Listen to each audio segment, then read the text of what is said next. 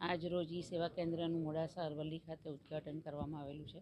નામદાર supreme court અને નામદાર ગુજરાત હાઈકોર્ટના આદેશ અનુસાર દરેક રાજ્યની અંદર, દરેક તાલુકાની અંદર, દરેક જિલ્લાની અંદર ઈ સેવા કેન્દ્રનું લોકાર્પણ કરવાનો આદેશ કરવામાં આવેલો છે. તેના નિમિત્તે આજરોજ વકીલ મિત્રો, બાર એસોસિએશનના હોદ્દેદારો, જજીસ બધા આજે સામેલ છે અને બધાની હાજરીમાં આનું લોકાર્પણ કરીએ છીએ.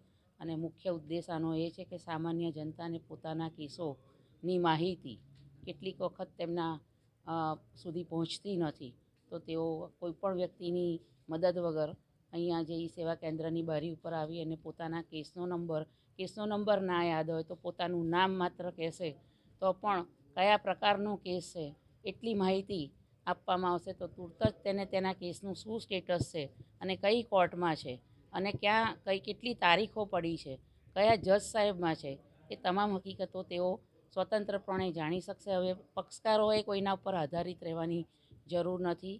ભવિષ્યની અંદર પેપરલેસ કોર્ટ જવા થઈ રહી છે, એનું મોટા પાયે પ્રોજેક્ટ ચાલી રહ્યો છે.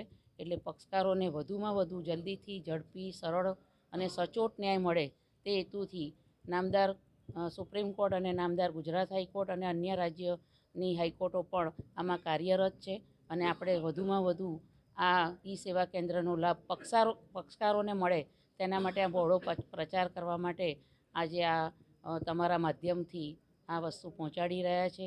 કોઈને પણ સર્ટિફાઈડ નકલ કોઈ કેસનો નિકાલ થાય આ બાબતની મેળવવી હોય તો પણ એ આ બારી ઉપરથી મળી શકશે. કયા જજ કયા દિવસે રજા પર છે તેની પણ માહિતી મળી શકશે. કોઈપણ કેસની અંદર શું ચાલી રહ્યું છે એ હકીકત પણ તેઓ એકદમ પારદર્શક રીતે જાણી શકશે. એટલે આ ઈ સેવા કેન્દ્ર ખાસ કરીને લીટીગંડ એનો લાભ લે તે હેતુથી છે.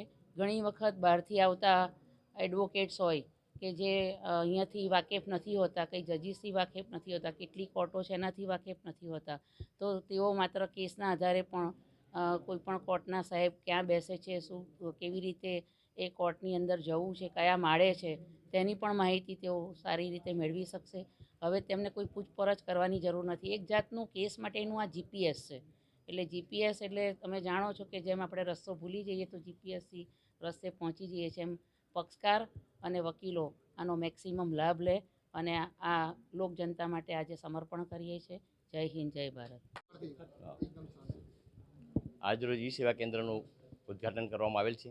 નામદાર સુપ્રીમ કોર્ટ, નામદાર હાઈકોર્ટે આદેશ મુજબ અમારા ડિસ્ટ્રિક્ટ જજ સાહેબે પૂરી મહેનત અને એમની ખંતનાઈથી આ ઈ કેન્દ્ર આખા જિલ્લામાં દરેક તાલુકાવારે ચાલુ કર્યું છે. અને મારા ડિસ્ટ્રિક્ટમાં અહીં પક્ષકારોને પૂરો ન્યાય મળે, એમને તારીખ પેપરલેસ એમને અરજી કરવાની જરૂર ના પડે.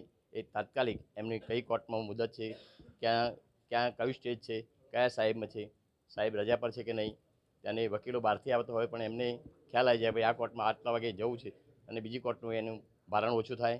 અને પક્ષકારોને ખાસ કરીને પક્ષકારોની ધ્યાનમાં રાખી અને આ ઈ કેન્દ્ર સેવાનું ઉદ્ઘાટન કરે છે. બહુ સારી બાબત છે, એમ અમે આવકારીએ છીએ.